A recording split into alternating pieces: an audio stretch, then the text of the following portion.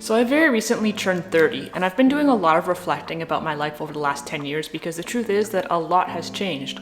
I mean, I'm still very much the same person that I was when I was 20 and probably even when I was 15 and who knows how far back, but a lot of my life has changed in the last 10 years, which I think is normal and to be expected. Your 20s are meant to be a time of personal growth, and I think for me, it has been. In this video, I want to discuss 10 things that I've learned over the past 10 years from the age of 20 to 29. These are things that I wish that I knew earlier. These are things that I wish that I knew when I was in my 20s because I think that it would have made life a lot easier. But alas, life is all about learning lessons, and these are 10 lessons that I've learned in my 20s. The very first thing I've learned is that everyone is faking it, and I mean that in a lot of ways. I mean that in the sense of money, in the sense of happiness. I think social media really has exemplified people's ability to put on a facade and try and convey an image about their life that is simply untrue. For a lot of people, this can result in a lot of insecurity because on a day-to-day basis, we're just bombarded with photos and videos and people just posting about their lives and bragging about their accomplishments, and a lot of the times it's just complete bullshit. The vast majority of people who seem to have money, the people who have really nice houses and really expensive cars and all the nicest, newest things, a lot of them are just living off of credit. Like, they are so deeply in debt that it would blow your mind. This was something that was a huge revelation for me. In my work, I'm often surrounded by people who are, let's say, in a much higher tax bracket than I am, and that's undoubtedly the truth. But even within the tax bracket that they're in, even within the income situation that they're in, the lifestyle that they tend to live is often so far over the top beyond what they can actually afford. And it becomes this game of just trying to keep up with each other. So you step outside and you see that your neighbor has a brand new car on their driveway and now you need one too. And then your neighbor next to you sees, well, you have one and the other guy has one, so now I have to have one. I think most people are just completely full of shit. They want to give you this idea that they live a certain quality of life, that they're at a certain status, and it's just not true. So when you're looking at your neighbors or you're looking on social media and you're seeing your friends taking these lavish vacations and living this high life that you know you just can't afford, don't feel bad, don't feel like you're behind, because the truth is they can't afford it either. They're just full of shit. They're faking it. The second thing that I've learned in my 20s is that virtue signaling is rampant and it goes both ways. Everywhere you look, there are people pretending to be passionate about things that they're really not passionate about and pretending to be offended by things that I don't actually believe they're offended by. I think it's just become this culture of trying to express your opinions all the time about everything at every single moment of every day. And once again, social media has absolutely given everybody a platform to do so. It has given everybody the false idea that their opinions are important, that people care what they think about certain things, or people want to hear what they have to say about everything. And a lot of the times, it's just not the case. You know, the emissions from a vehicle like yours causes irreparable damage to the ozone. I drive a hybrid. It's much better for the environment. Thanks. And once again, it comes down to trying to artificially inflate your sense of self-importance because you're suffering from your own self-esteem issues deep down.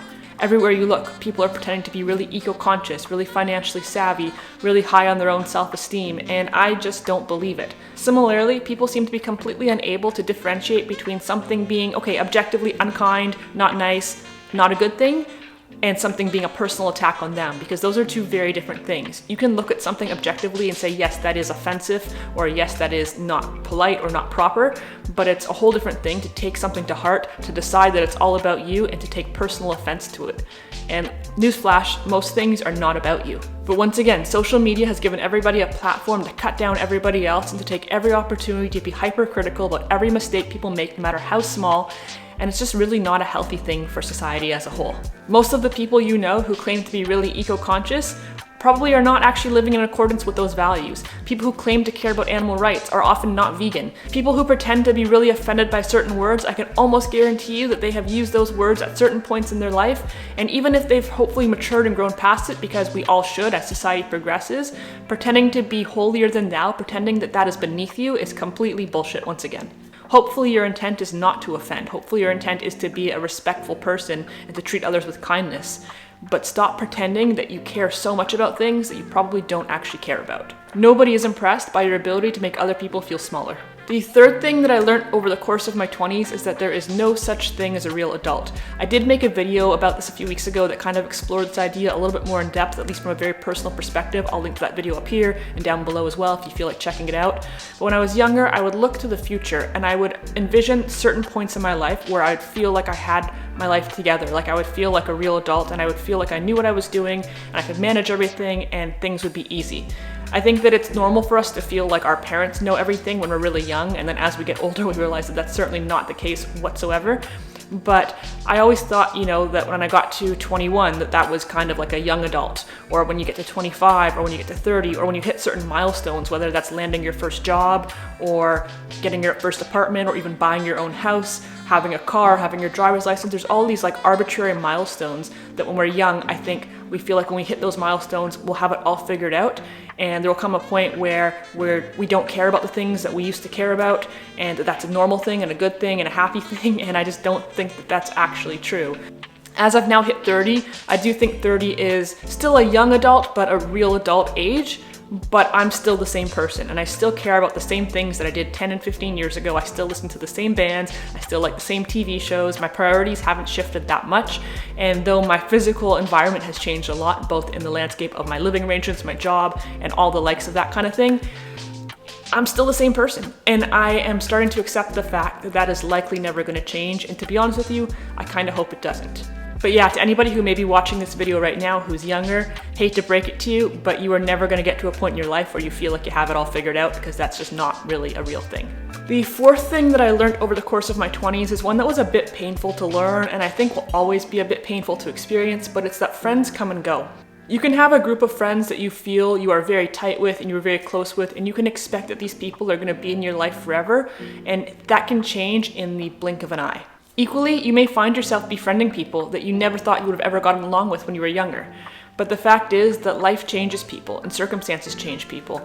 And sometimes people don't have the same path in life that you expect that they're gonna have, and sometimes you get to a point where maybe there's a big dramatic blow up, and often that's not the case at all. People just drift apart. Priorities shift, people start families, people move away, people lose contact. And so unfortunately, there is no guarantee that the people that are integral to your life today are going to be in it in 5 or 10 years from now. And that's just the sad truth. And unfortunately, people have different expectations sometimes than you do out of what they want out of a friendship or a relationship with you. And when those expectations don't align, it can lead to upset and ultimately to friendships dissolving. The fifth thing I learned is kind of a similar thought process, and it's that you will change many, many times. As much as what I just said is true, I am still the same person, I still like the same things, I still care about the same things. Life experience changes you, hopefully for the better. Hopefully it doesn't jade you too much, because sometimes I feel like it does. But hopefully it changes you for the better. You will meet new people, you will find yourself in new environments and in new circumstances, and it will change your worldview. And hopefully it allows you to be a more well-rounded person. Hopefully it allows you to learn to be kind to people that maybe you previously wouldn't have had the patience for. Maybe it allows you to be open-minded to new experiences you may have not been interested in previously, to learning new cultures, trying new foods, learning new languages, and again, meeting new people. When I was 20, I thought that I had it all figured out. Not in an arrogant sense, but like I thought that I knew how I felt about certain things. If you had flung any topic at me, I would have been easily able to tell you my thoughts and opinions on that topic. And today, 10 years later, I'm happy to say that some of my opinions have changed, and that is something that happens naturally as you absorb new information, at least it should. Sometimes I think back to some of the things that I thought and said and did when I was in my 20s, and it makes me cringe and I feel embarrassment for it, but I think that that's a good thing on the whole, because it's a sign that I have grown as a person and progressed in a positive way. And I think that if you're not able to look back at the previous things you said and did when you were younger with a certain level of criticism, if you don't look back and cringe about certain things, you probably haven't grown at all, and that's probably not such a good thing. The sixth thing that I've learned is something that I honestly still struggle a little bit with today, but it's that for now is not forever. And I mean that in a positive way. I mean that your circumstances have the potential to change infinitely in your life. And so if you find yourself in a situation right now that you are not totally happy or satisfied with, and that can be anything from your friendships, your relationships, your living arrangements, your job, anything like that, try not to dwell on the fact that you're unhappy about that thing, because it doesn't necessarily have to stay like that forever. Your financial situation can change dramatically, which can allow you so many new opportunities that you may not currently have access to.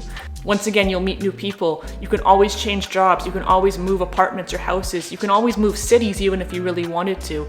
There are very, very few things in life that are permanent. In fact, the only thing that I would say is permanent at all in life is death. And so as long as you're still alive and healthy, you can change anything in your environment that makes you unhappy, but it doesn't have to be right now. You don't have to change it right now. That's something that I've been telling myself over and over again over the last few months. If you've been following this channel at all, you know that earlier this year I went through a bit of a real estate fiasco where I wound up selling a house and buying a new one. and terribly regretting that decision for many reasons. And I've been actively trying to renovate this house and just try to put myself in the situations that allow me to see the positive in it more than the negatives. But I do still remind myself every day that this doesn't have to be forever, that if in a year from now or 5 years from now, however long, I'm still not happy in the situation I'm in, there is nothing that is forcing me to stay here forever. And so right now might be difficult, but it's not always going to be this way, and you will always have opportunities to change the things that make you unhappy in life. The seventh thing that I've learned is a bit of a hard pill to swallow, but it's that it only gets better if you do the work. People like to talk about how your adolescence is supposed to be difficult, or at least it's generally going to be difficult. Being a teenager is tough. Being in your 20s is tough. It's because so much around you will change. Your lifestyle and your environment will change so much in those times. And again, the way that your brain works will change so much during that time that it can be really difficult to cope. You'll be forced to confront things you don't want to confront, and you will find yourself in situations that don't necessarily make you happy. And yes, it does get better, but not on its own.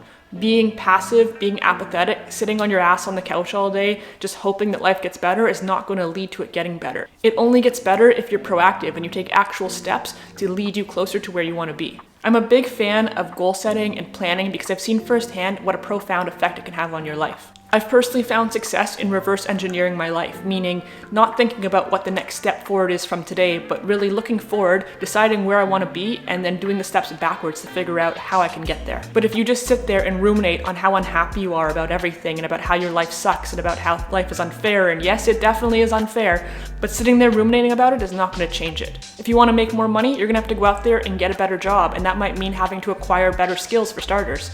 If you want to make more friends, you're going to have to actively put yourself into situations that allow you to be social and meet new people. If you want to learn new skills or even just improve in one of your hobbies, you have to actively prioritize it and work on it, because it's not going to get better on its own just by you sitting there and moaning about it, even though that does sometimes feel pretty good. The eighth thing I've learned is another one that I still struggle a little bit with today, but I realize is objectively true, and it's that you always have more time to make money. I've always had a lot of what I call financial anxiety, and a lot of it comes down to my upbringing. I was raised very poor. We often didn't have enough money to go around. We had to make a lot of compromises to be able to just pay the basic bills and have food on the table. And I've always had this scarcity mindset where money is concerned. I've always been hypercritical of myself wasting money on anything that I deem to be unnecessary. I've been hypercritical of others, to be honest with you, and quite judgmental, and I try very hard not to be. But now as a 30-year-old, I've been able to delay gratification to a point that has gotten me a lot of really good things, including a beautiful house to live in. But I also feel that I neglected myself of a lot of things and a lot of opportunities when I was younger because I was too worried about wasting money on things that were fleeting. And I wish I had spent a little bit more money on being social, on maybe traveling a little bit more, on just living life without being so worried about scratching and saving and clawing and squirreling away every single dollar that I make. The truth is that spending an extra $100 here or there, or even an extra $1,000 here or there, is not going to make or break you, and you always have time to make that money back. Yes, I have goals to retire early, pretty early, like hopefully in my mid-30s. But if I retire at 34 or 35, is it going to make a huge difference on the greater scale of life? It depends on the day, to be honest with you, how I feel about that. Depends on how rough of a week I've had at work. But the fact is that spending money on experiences and spending money on things that bring you happiness, especially when you're young, is not money wasted. And I have to remind myself of that all the time. The ninth thing that I've learned is that there are some people who just want to complain about their life and don't actually want solutions to their problems. Don't get me wrong, I think it's perfectly okay to vent. I think it's perfectly healthy to vent to people when you're feeling frustrated and overwhelmed. That can be really therapeutic and really important. But you will encounter people in life, and quite honestly, you might even be this person. I know at certain times I have been, for sure, who feel overwhelmed and who are not able to take responsibility for their part in the fact that they're unhappy. We all come from different backgrounds, we all come from different circumstances, we all have different things in our lives that make things easier or harder, we all have different access to different opportunities, and I fully believe that that's true.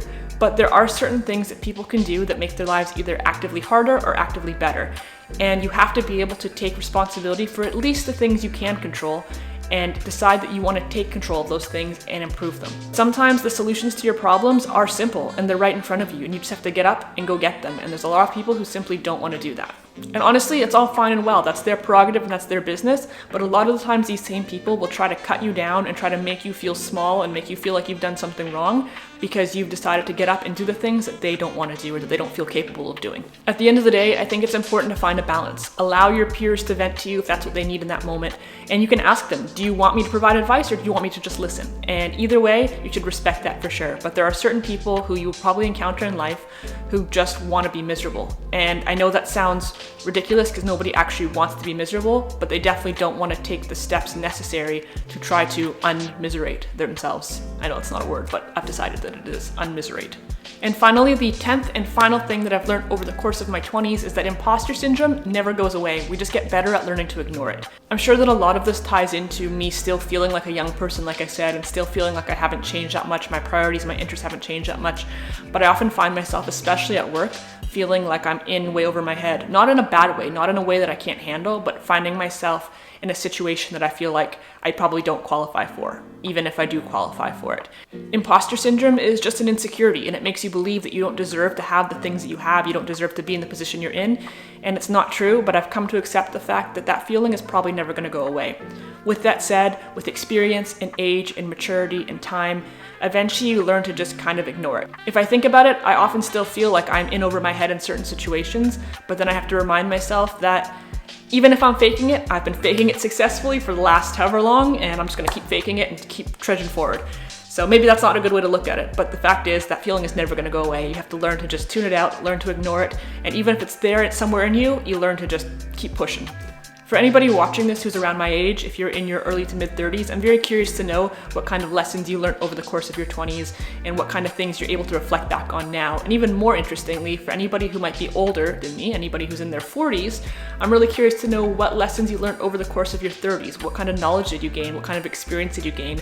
And what should I come to expect over the next 10 years? Drop me a comment down below and let me know your thoughts. Let me know your experiences. I'm really interested to hear your perspective. If you enjoyed this video at all, if you found any value in it, please go ahead and hit that like button. I really appreciate all of the likes my videos get. They actually do really help me out a lot. If you haven't done so yet, maybe also consider subscribing. I'm getting very, very close to the 1,000 subscriber mark now. So if you can go ahead and hit that little red button down there, that would really, really help me and I'd really appreciate it. Also feel free to follow me on Instagram at according_to_Nicole.